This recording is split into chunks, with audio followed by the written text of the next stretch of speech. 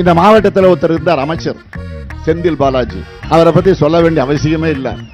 ஆக இன்னைக்கு பாத்தீங்கன்னா அவர் மட்டும் இல்ல, ஒட்டுமொத்தமாக பாலாஜியினுடைய தம்பி இந்த கரூர் மாவட்டத்தை தன்னுடைய கட்டுப்பாட்டில் வச்சிருக்கிறாரு. கட்டுப்பாடுனா கொள்ளையடிக்கிறதுல, ஊழல் செய்கிறதுல, லஞ்சம் வாங்குறதுல, அந்த கட்டுப்பாட்டில் வச்சிருக்கிறாரு. இதெல்லாம் கரூர் வாசிகள், கரூர் மாவட்டத்தில் இருக்கக்கூடிய இந்த குளித்தலை தொகுதியில் இருக்கக்கூடிய உங்களுக்கு எல்லாம் நன்றாக தெரியும். ஆள் கடத்தல், நில அபகரிப்பு புகார்கள் எல்லாம் இன்னைக்கு நீதிமன்றத்தில் இருக்கு. அதே மாதிரி பேருந்துகளுக்காக ஒரு கருவி வாங்கினாங்க, டிக்கெட் கொடுக்கறதுக்கு ஒரு கருவி, ஜிஎஸ்பி கருவி.